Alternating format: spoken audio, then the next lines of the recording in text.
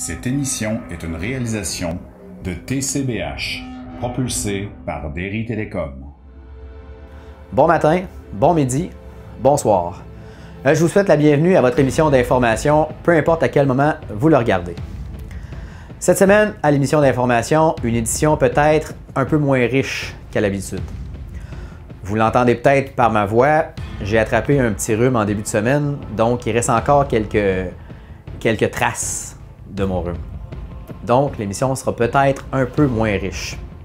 Cette semaine, dans l'actualité, on parle du sommet entrepreneurial des Basques 2022 et en rétrospective de l'été 2022, on se dirige aux opérations Dignité 50 ans plus tard. Mais tout d'abord, générique.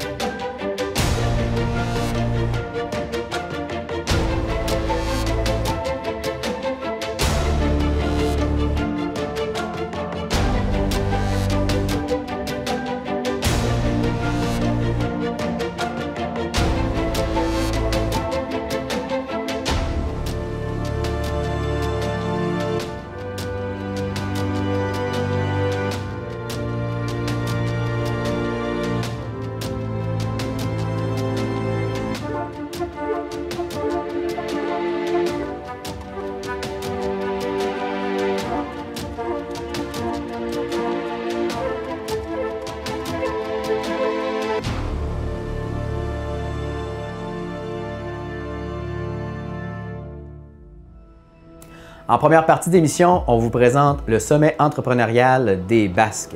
C'était la deuxième édition, la première édition ayant eu lieu en 2019, la pandémie ayant eu raison des activités quotidiennes. La deuxième édition du sommet entrepreneurial des Basques a été reportée en 2022 et je me suis déplacé samedi dernier au centre Jean-Claude Bellil de Saint-Jean-de-Dieu pour vous prendre des images.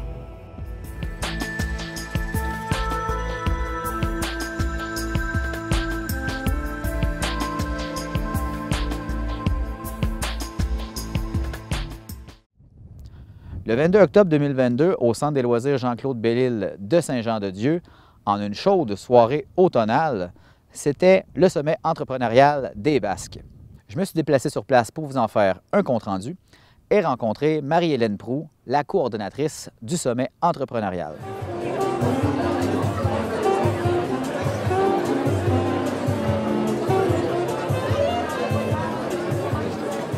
Dans le fond, on est là pour souligner les réussites et les bons coups des entrepreneurs de la région. La première édition a lieu en 2019, puis là, on a eu une pause forcée de 3 ans avec la pandémie. Et là, les gens avaient hâte de se rassembler, de réseauter. Donc, on voit que l'ambiance ici est à son paroxysme. Les gens avaient hâte de se rencontrer.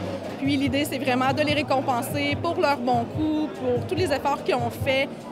D'autant plus dans les dernières années là, que ça a été difficile. Donc, c'est pour ça qu'on a ajouté des catégories de prix comme adaptation aux mesures sanitaires. On a également ajouté développement durable, qui est une catégorie qu'on ne peut pas passer sous silence en 2022. Entrepreneuriat féminin, qui est une réalité hyper importante. Je suis moi-même entrepreneur et je suis une femme, donc je trouvais que c'était une catégorie qui manquait en 2019. Et puis micro-entreprise, qui est également mon cas. Donc, je trouvais que le portrait était complet avec ces nouvelles catégories-là. C'est ça, c'était vraiment d'aller féliciter les bons coups de tous les gens, de tous les milieux, petites, moyennes, plus grandes entreprises qui contribuent là, au rayonnement des Basques à l'année, dans le fond. 250, on est à capacité complète, même qu'il y a eu des gens qui ont oublié de réserver, donc il a fallu doubler d'originalité pour leur trouver une petite place. Donc oui, les gens ont répondu à l'appel, puis de ce que j'entendais, les entreprises avaient vraiment hâte de sortir parce que ça fait quand même plusieurs mois qu'il n'y a pas eu d'événement de la sorte. Et donc, c'était pour les sortir aussi de leur quotidien parce qu'on sait très bien qu'un entrepreneur, souvent, ça travaille 7 jours sur 7 et puis ça n'a pas souvent l'occasion de prendre une pause. Donc, c'était vraiment l'objectif, c'était de leur fête, dans le fond, un moment qui leur appartient pour décrocher puis pour avoir du plaisir ensemble.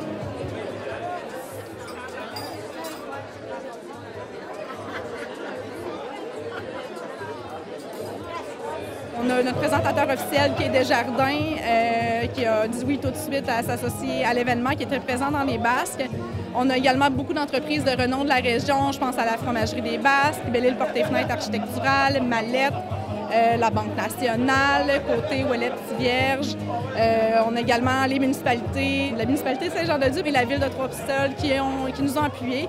Il y en a vraiment beaucoup, je ne peux pas tous les nommer, mais on a vraiment, les gens ont répondu à l'appel puis étaient vraiment enchantés de collaborer à l'événement. Moi, j'ai été engagée au mois de mai, donc c'est effectivement beaucoup de travail. Je peux compter sur les membres d'un comité logistique qui m'ont appuyée. Dans le fond, moi, j'ai coordonné, géré tout ce beau monde-là, qui ont mis la main à la pâte pour aller chercher les commanditaires, pour engager, c'est sûr, le traiteur, les bouchers, le vin, les trophées. C'est sûr qu'on pense, il y a énormément de détails dans l'organisation d'un gala. Il y a toujours des imprévus aussi. Donc, on compose avec ça. Mais oui, j'ai pu compter sur un comité de plusieurs personnes. Mon comité jury, je leur ai donné le mandat de se pencher sur les événements notables dans les Basques qui ont eu lieu depuis novembre 2019, donc depuis le dernier gala. Et puis, on a soulevé les faits saillants. Et également, plus tard dans la soirée, il va y avoir également une vidéo pour les jubilaires. Donc, les jubilaires qui comptent plus de 20 ans d'activité professionnelle et qui n'ont pas été soulignés dans le gala 2019, naturellement, vont recevoir une plaque commémorative là, pour ce qu'ils apportent au milieu de Basque depuis plus de 2 décennies déjà.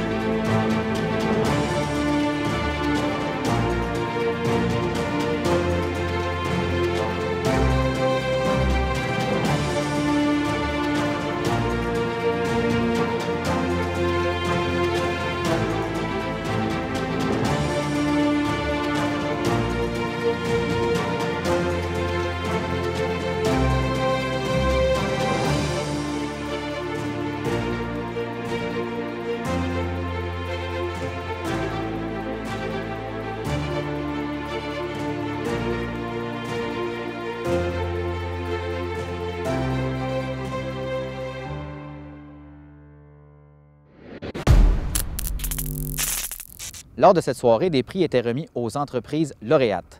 Je vous en présente quelques-unes. Premier volet, donc, nouvelle entreprise. Alors, ça commence, mes chers amis. On y va tout d'abord avec 4 prix. Nouvelle entreprise, une entreprise qui existe depuis moins de 3 ans, qui utilisent les ressources du milieu pour accroître ses chances de réussite et qui se démarque par la qualité de son produit ou de son service. Alors, on invite M. Luc Gagnon, CPA chez Mallette, à venir décerner ce premier prix.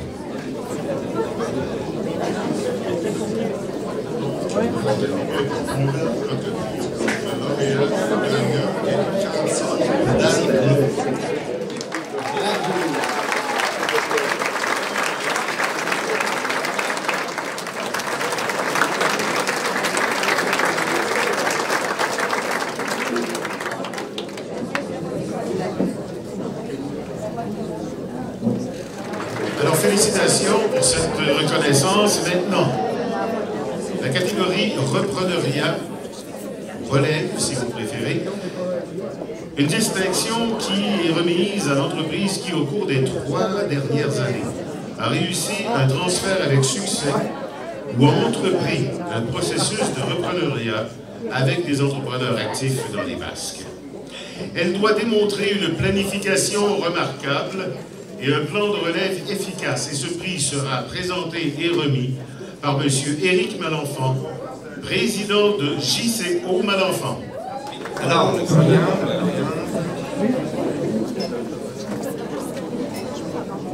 des fibres de verre Rio.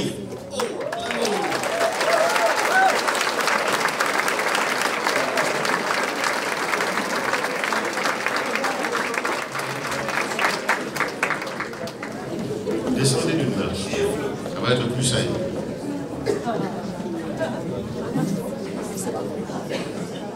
Donc, longévité, c'est simple. Entreprise de plus de 20 ans qui a su s'adapter et se développer, évidemment, au fil du temps. Hein, on sait, longévité. Elle doit s'être démarquée et être bien ancrée sur son territoire. Et ce prix longévité sera présenté par Maître Ariane Michaud, notaire chez Côté Ouellette Tivierge. Madame Michaud, s'il vous plaît. Donc, le gagnant dans la catégorie longévité.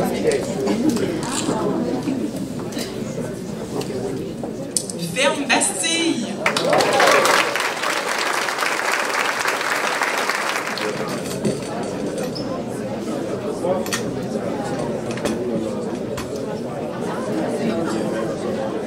bravo. Bon, dans la catégorie investissement, donc, entreprise qui, au cours des 2 dernières années, a investi un capital important dans un projet d'expansion, de modernisation ou de lancement de produits ou de services. Grâce à ce projet d'investissement, elle a réussi à engendrer une plus grande productivité et à développer une vision d'avenir. Alors, pour remettre le prix, M. Danny Leblanc, voilà.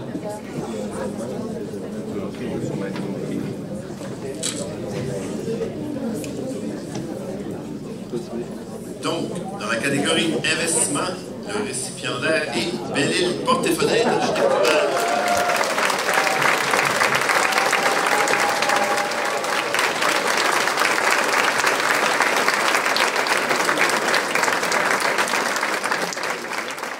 C'est finalement dans une ambiance festive que la 2e édition du Sommet entrepreneurial des Basques s'est clôturée.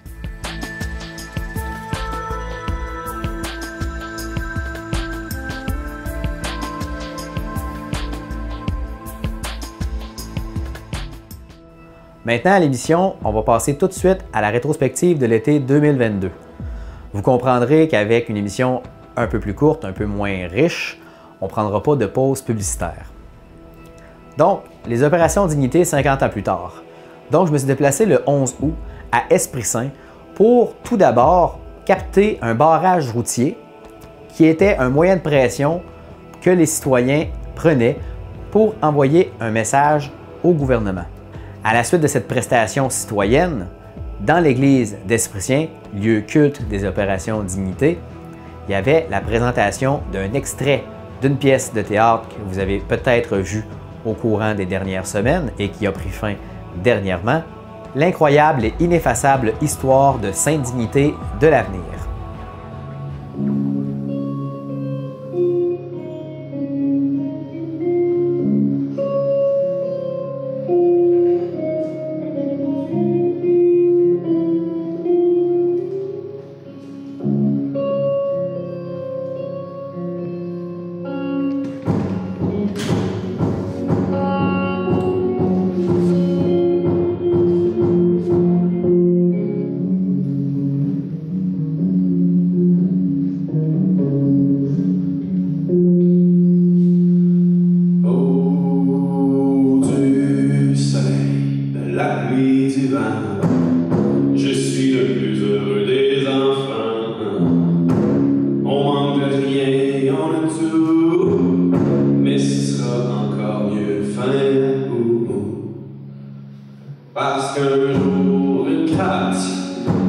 embarqué, puis avec mes parents, assez mes achats, et on parlait de chèques, de cabanons, de frigo. Ça a l'air qu'on va déménager proche du bord de l'eau. On est bien heureux, mais on est pauvre, c'est effrayant. On a choisi entre le chèque et l'argent. Ils ont dit pas rentable économiquement. Nous, tout ce qu'on a, c'est de la place puis du temps. Ma mère dit adieu à son beau potager. Mais imagine tous les légumes qu'on va s'acheter. Mon père, 5 paysans, va mourir comme un roi. Parce qu'un grand trône de l'exéba et la tente déjà là-bas. Du soleil, de la pluie, du vent. Je suis le plus heureux des enfants. Du bonheur, des fins, des fous. Mais ça va pour déménager, fin à nous. Pourquoi on est ici aujourd'hui, c'est pour justement dire au gouvernement tout haut que les municipalités, toutes les petites municipalités dévitalisées, là, arrêtez de mettre des règles, des lois de ci, de ça, que ça finit plus. Vous vous impliquez, vous mettez les lois des villes dans nos campagnes. Puis c'est trop dur, les infrastructures que vous exigez sont trop dures pour les contribuables. Puis ça vient qu'à un moment donné, le fardeau fiscal, c'est trop. C'est trop. Il faut que ça arrête. Laissez un peu de chance, donnez un peu de lousse, là, puis mettez pas des lois comme si ça serait justement d'une grande ville. Puis là, ça va peut-être encourager les gens à rester dans les paroisses, à continuer à développer puis à investir dans nos paroisses. Parce que souvent, le découragement s'installe parce que ça coûte trop cher. Puis on n'a pas de ressources, il faut partir des véhicules, aller travailler soit en Rimouski. Moi, c'est pas mon cas parce que je suis rendier, mais il y en a combien de jeunes qui sont obligés d'aller travailler dans les villes et ça coûte trop cher de gaz, trop cher de tout pour être capable d'arriver à suffire. Donc, ça les désintéresse puis ils quittent les paroisses. Puis donc, il n'y a plus de jeunes familles. Puis ça, je trouve que c'est la façon déguisée de nous couper de nos villages, d'où on est venu au monde, où ce que nos villages, où ce que nos racines, nos ancêtres, ils ont parti ça, ils ont développé ça, ils ont travaillé pendant des années pour développer nos paroisses. Puis comme c'est là, ça en est quasiment... Moi, je trouve ça désolant, parce que je vois tout l'ouvrage qui a été fait par nos ancêtres, et ça s'en va à la débandade. Arrêtez, là. C'est le temps que vous arrêtez avec vos règles et vos lois. Laissez vivre le monde. Si on ferme les régions, la culture, c'est-tu les villes qui vont faire de la culture? Les campagnes, c'est eux autres qui font les produits pour nourrir les villes. Puis si on ne nourrit pas les villes, on va s'en va où? On va prendre nos produits du Mexique, de la Chine, du Japon, de ci, de ça. Durant le temps que nous autres, on fait quoi avec nos ressources? C'est pas juste l'or, c'est pas juste le pétrole, c'est pas juste l'acier, c'est pas juste... C'est aussi la culture. Puis là, comme c'est là, on est en train de la perdre parce qu'on désintéresse les jeunes à rester dans les campagnes.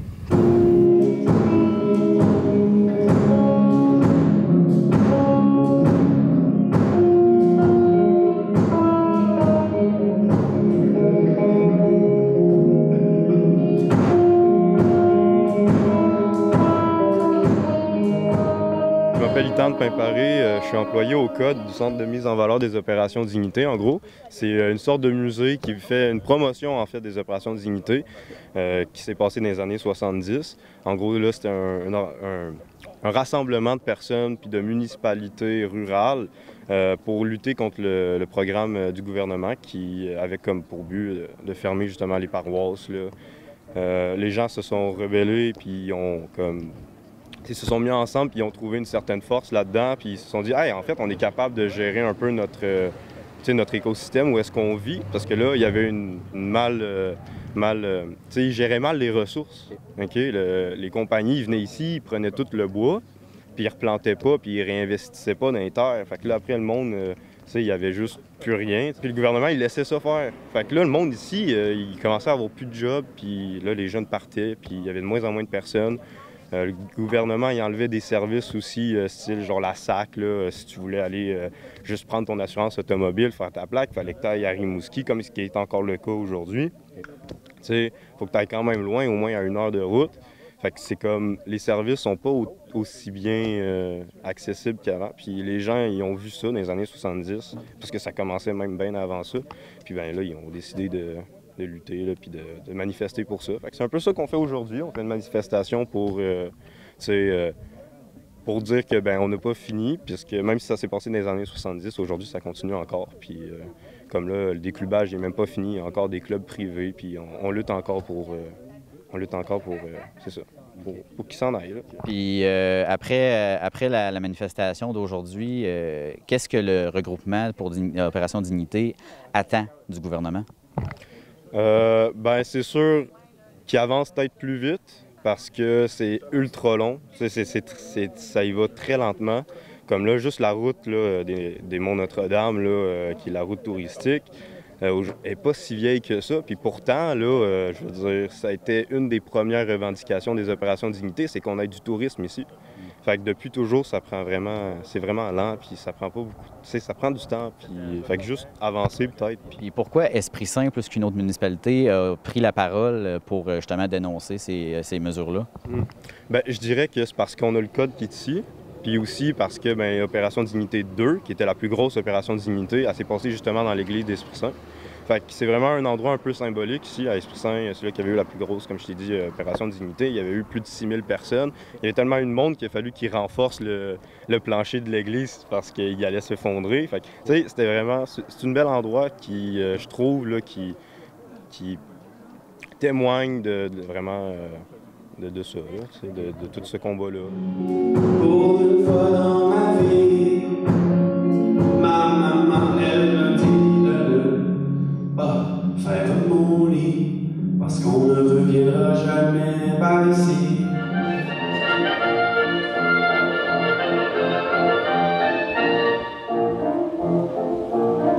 C'est aux braves habitants que je m'adresse maintenant.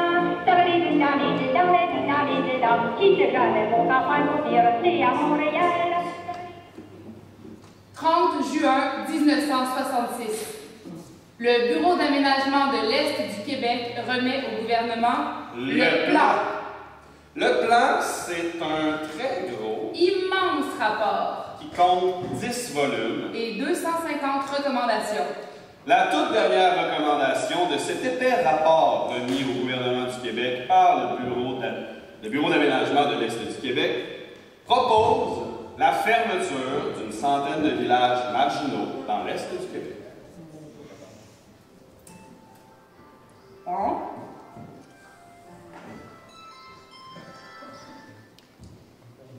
Et c'est qui va aller voir ce monde-là pour leur dire?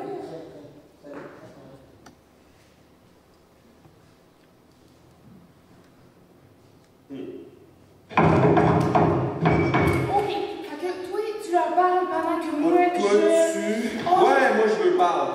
Je sais. Moi, je pourrais mettre à table. Ouais! Tu leur fais un genre de rappel. C'est ça, tu leur rappelles les tenants et aboutissants. Ça, les tenants et aboutissants. Je mets à table pour les négociations. Ouais, parce que ça vient. Je mets à table.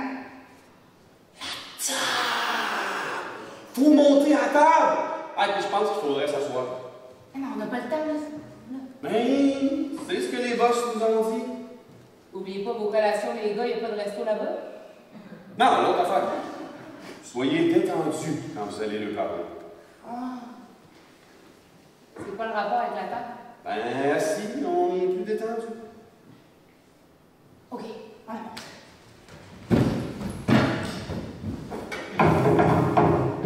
Qui est là? Les joyeux Mais on arrive.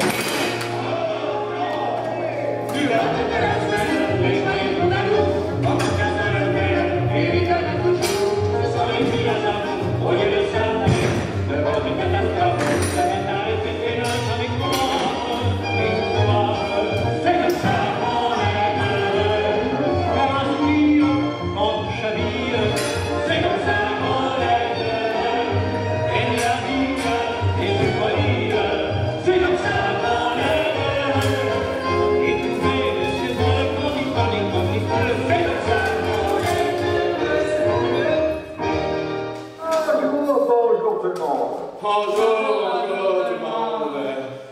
Je suis... Et moi, je suis... Nous sommes des animateurs. On est là pour...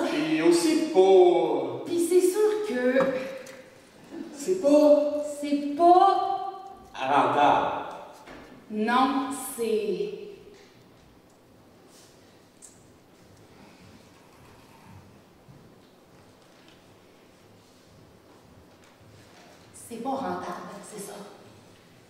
Ouais. Ça fait qu'on a un plan. Le plan. Le plan.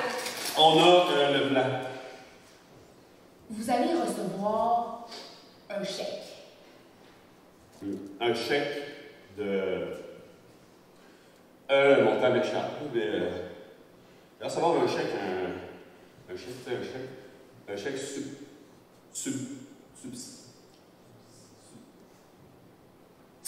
chèque substantiel, c'est ça. Les habitations à loyer modiques vos logements sont après de se faire construire là. Bon, Dans vos logements, je dis vos, là. Dans les logements qu'on offre, c'est-à-dire qu'on met à la disposition des gens qui vont être relocalisés, il va vous être fourni des poêles électriques et des réfrigérateurs. Là, si j'oubliais quelque chose, le chauffage est fourni. Oui. L'eau chaude domestique est fournie. Il vous reste à payer l'électricité et l'utilité de la maison. Et le téléphone. Ceux qui le veulent. Vous allez avoir aussi des cordes à linge. Des cordes.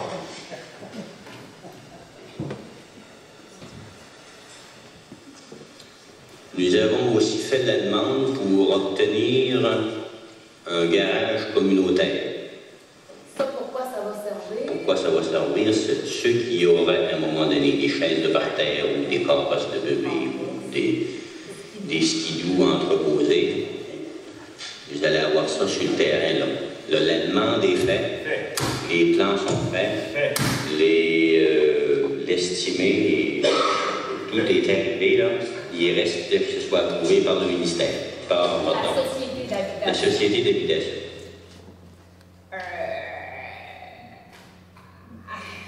Avez-vous des questions? Hein? Non? Bon, ben c'est bien beau, hein? On comprend.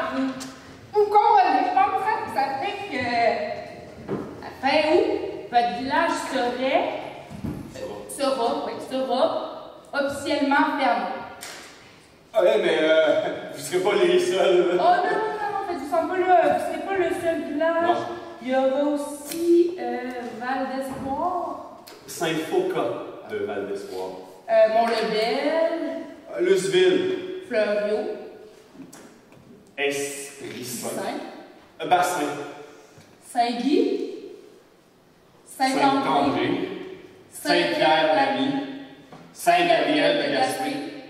Saint-Elzéar, Edgar, Médard, Benoît de Paquington, Patrick de Blasson, Vianney, François-Xavier de Ligé, Albert du Cap-des-Rosiers, Charles Garnier de Pabot, Edmond de Pabot, François de Pabot, Antoine de Badou, Jean de Lalande, Jean de Brébeuf, Jean de Cherbourg, Thomas de Cherbourg, Thomas de Clonidorme.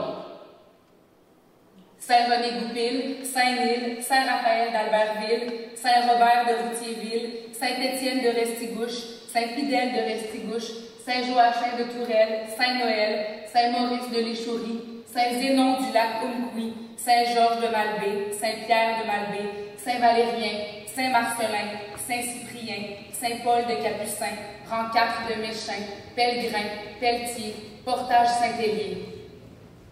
Man, York, Sully, Millstream, Newport, Pabot Mills, Bridgeville, Aldeman, Milniquet, Romieux, Eau-Claire, Le Jeune, l'eau renversée, l'étang du Nord, Lac des Aigles, Rivière-Manie, Pointe-aux-Loups, Robidoux, Les Boules, Rivière-au-Nord, Cap-au-Nord, Cap-aux-Meules, Cap-aux-Eaux, Cap-d'Espoir, Baie-des-Sables, Baie-de-Gaspé-Nord, Baie-de-Gaspé-Sud, Port-Daniel-Est, Port-Daniel-Ouest. Fond-d'Orme, Grande-Grève, Grosse-Roche, Grosse-Île, Grande-Île, Île d'Entrée, Île du Havre-Aubert, Petite-Vallée, Grande-Vallée des Monts, Havre-aux-Maisons, la Trinité des Monts, Lens-aux-Griffons, les Hauteurs, l'Ascension de Patapédia, Saint-Jean de Matapédia, Saint-Benoît de Matapédia, Barachois, Sainte-Rita, Fatima, Sainte-Paul, Saint-Paulin d'Alibert, Saint-Octave de Métis, Sainte Octave de l'Avenir. Saint Adèle, Omer, Éleuthère, Jules, Jacques, Eugène, Irène, Eusèbe, Léandre, Paul de la Croix, Françoise, Ambroise, Damas, Cléophas, Narcisse, Sainte Marguerite, Majorée, Saint Jean-Baptiste, Conrad de Parzane, Louis de Gonzague, Alexandre des Lacs, Bernard des Lacs, Pierre d'Escaut, Mathias de Cabanon, Joseph Desmonts, Germaine de Lens au Gascon. Saint-Ange, Île Bonaventure, Notre-Dame du Lac, Notre-Dame des Bois, Sacré-Cœur des Landes, Saint-Nom de Marie de Sébec, Marie-Reine des Cœurs des eaux renversées, les stigmates de Saint-François de l'Alverne, l'Immaculée Conception, la Transfiguration, la Résurrection. Puis, c'est combien de personnes qu'il faut déménager? Environ 100 000. 100 000, OK. Puis, ils vont les mettre où?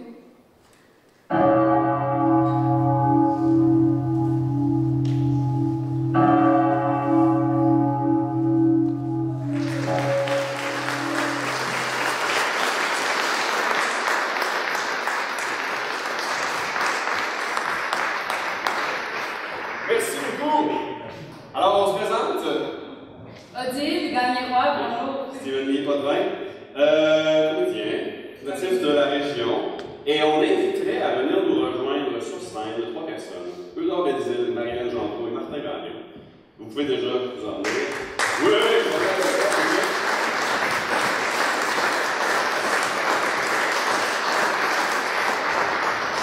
on est en rodage. C'est la première fois qu'on présente un extrait de quelque chose qui s'en vient. C'est-à-dire qu'il y a 50 ans, Eudore Bézil était en train de participer à des créations collectives sur les opérations Dignité, alors que tout ça est en train de se produire dans les villages. Et 50 ans plus tard, il y a une boucle qui se boucle, puisque Eudore quitte ses fonctions de directeur artistique du Théâtre du Pic.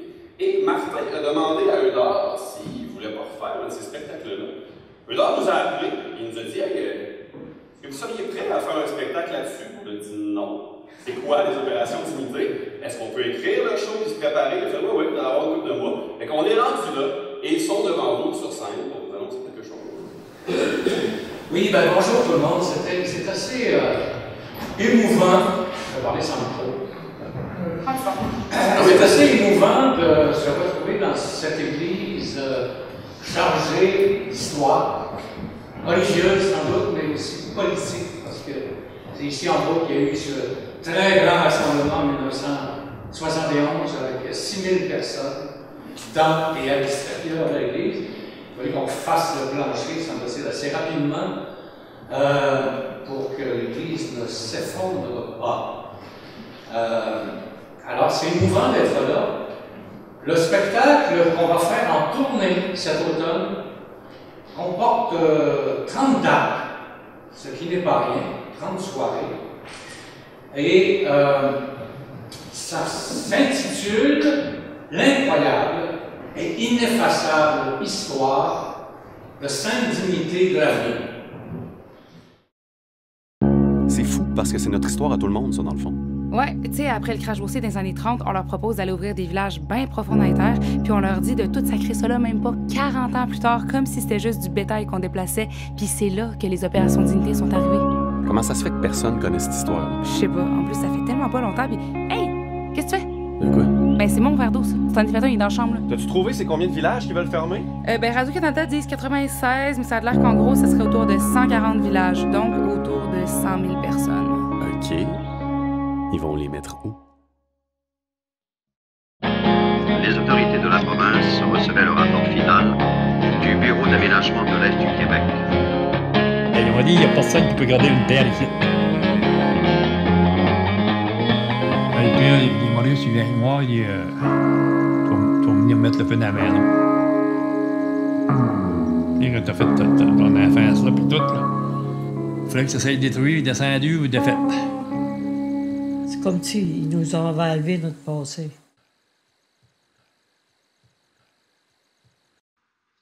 Vous allez avoir aussi des cordes à linge.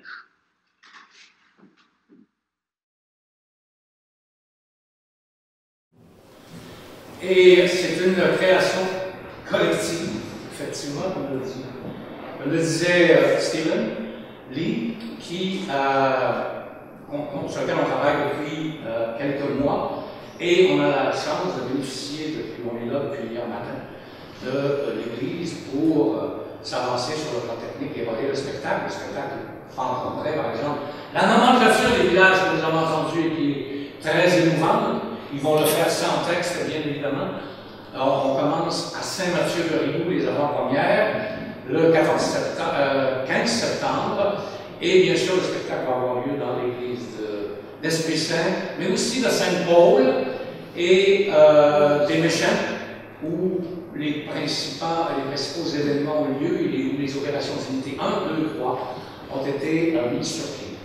Mon objectif, lorsque Martin est venu vous voir, mais je vais vous en parler un petit peu plus dans quelques secondes, c'était de réunir une équipe entièrement régionale, de jeunes professionnels, pour créer ce spectacle. Nous, on l'avait fait il y a 50 ans, mais une nouvelle génération prenne la parole. Alors, des jeunes professionnels originaires de la région, ça ne manque pas, mais je suis allé chercher les plus talentueux d'entre eux qui sont avec nous. Et Odile a passé la plus belle partie de sa vie à Saint-Mathieu-de-Rioux.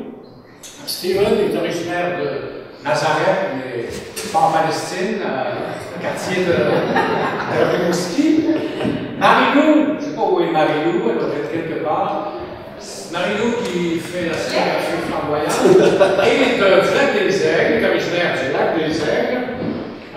Delphine vient de Rimouski. André, directeur de tournée de lumière et de Saint-Narcisse. Colette Drouin, qui va nous accompagner à la tournée qui est à la régie derrière, avec Saint-Futa et Marie-Hélène. On a le père égal, celle qui va me succéder au mois d'octobre, bien est originaire des Trois-Pistoles. Alors, ça, vous pouvez les applaudir, c'est l'équipe.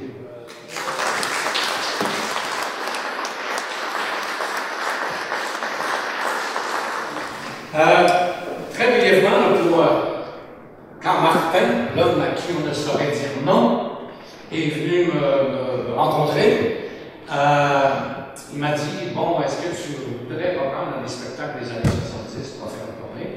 Et je lui ai dit, non. On est en 2022, je n'ai pas envie de refaire les choses qu'on a fait en 3 ans. Et il m'a dit, oui, mais il n'y a quand même pas des acteurs professionnels qui viendraient jouer dans la région. Et là, tu te trompes. Oui, je peux réunir des professionnels, parce que là où il y a un public, les comédiens font là où il y a du public. Et on a convenu de faire quelque chose qui serait à la fois commémoratif et très artistique. Et donc, le spectacle va parler de la colonisation des années 30, de l'intervention de l'État à la fin dans les années 60 et du BAQ, et puis, bien évidemment, de la mobilisation et de la mise sur pied de la révolte populaire des opérations d'unité. On est allé parmi eux, on s'est fait raconter des histoires évidemment très, très chargées d'émotions, une recherche de dignité et de reconnaissance qui nous ont fait une belle place à travers cette rencontre-là. Puis c'est venu mettre des bases, des ancrages pour qu'on se sente légitime de porter cette histoire-là puis d'aller la raconter, nous, artistes professionnels. Vraiment, puis Martin a été un guide absolument renversant. C'est vraiment un moment très émouvant qui fait partie de la quête aussi documentaire du spectacle.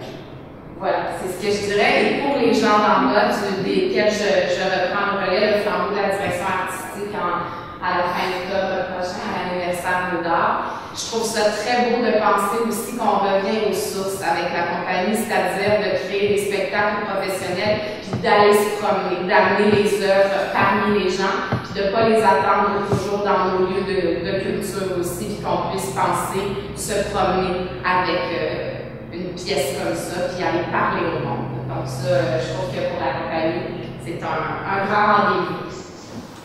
Merci d'être venus, tous ceux qui ont participé à la manifestation. Vous pouvez vous demander un peu pourquoi on fait une manifestation où on refait un peu le chemin des opérations d'unité. faut vivre ici, puis il faut côtoyer les gens ici pour voir qu'on n'a pas tous gagné nos batailles. Hein. Il y a encore bien des choses à faire pour que les communautés rurales soient reconnues à leur juste valeur. Puis c'est un peu un premier geste, parce que les opérations d'unité, c'était quoi? C'était un mouvement de gens qui se sont fâchés, qui ont dit non, vous ne ferez pas mon bilan. Grâce aux opérations d'unité, grâce au ralliement gaspésien, grâce au regroupement matapédien, grâce à la coalition transrurale, on a réussi à sauver quand même 100 des 140 villages qui voulaient vraiment.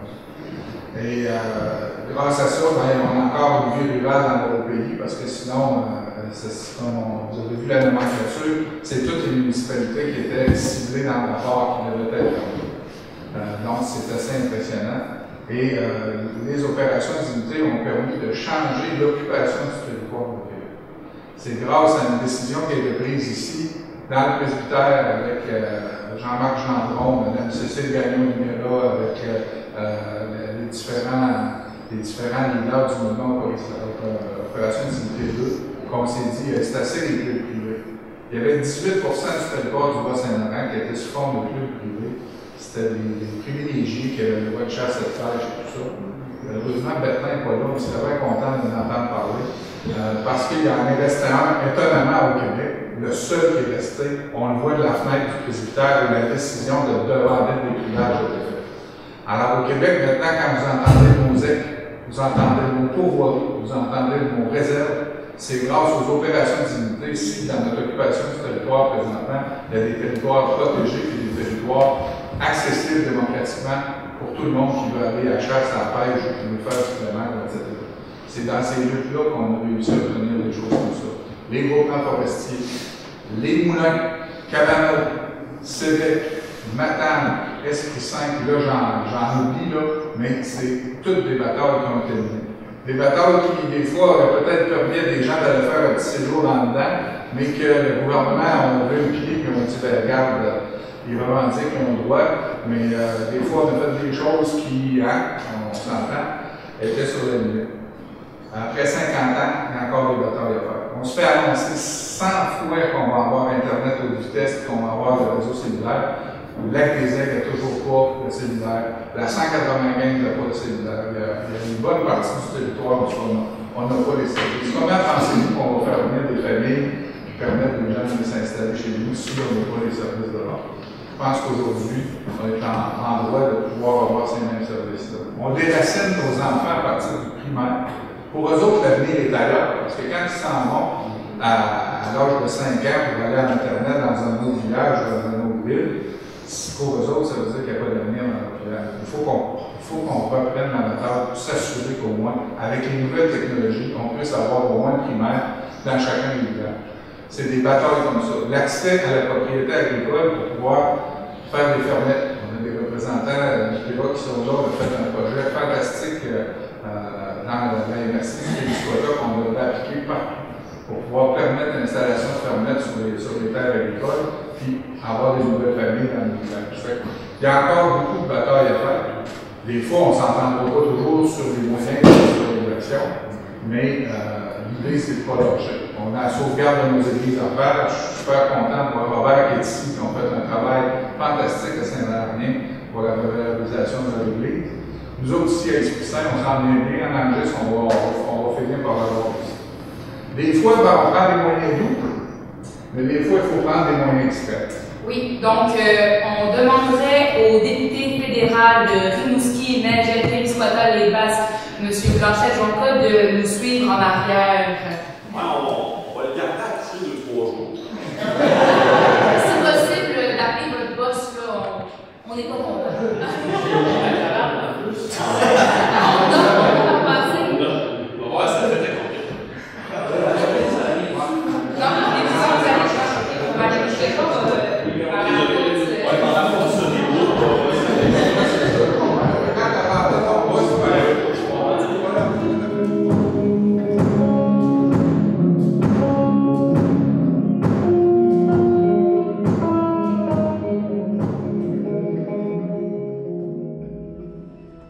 Ça serait un peu décevant si je vous laissais sur ça pour notre émission.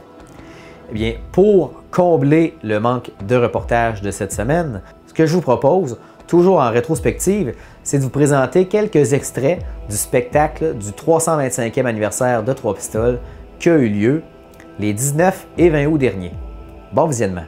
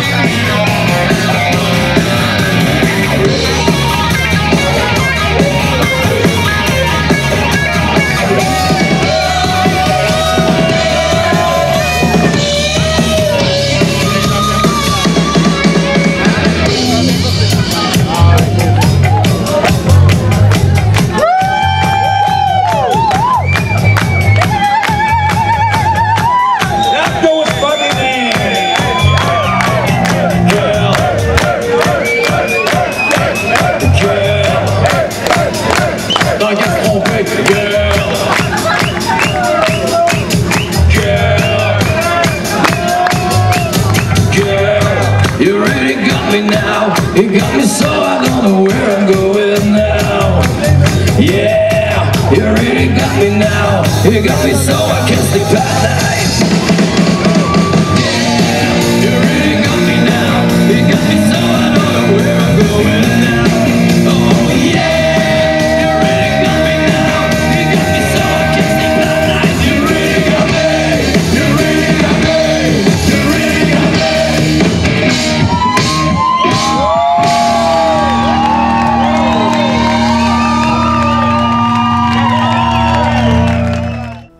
On termine notre émission là-dessus. J'espère que vous aurez apprécié les quelques reportages qu'on vous a préparés cette semaine. J'espère que vous n'aurez pas trop été dérangé par ma voix de canard et par le manque de richesse peut-être de l'émission. Mais comme n'importe quel corps de métier, je pense que lorsqu'on est malade, on est un petit peu moins productif. Puis je pense que vous m'en tiendrez pas rigueur. Sur ce, je vous souhaite une très belle semaine en vous invitant encore une fois à vous abonner à notre page Facebook ainsi qu'à notre chaîne YouTube, d'activer les notifications pour ne rien manquer du contenu qui vous intéresse. Et sur ce, on se dit à la semaine prochaine.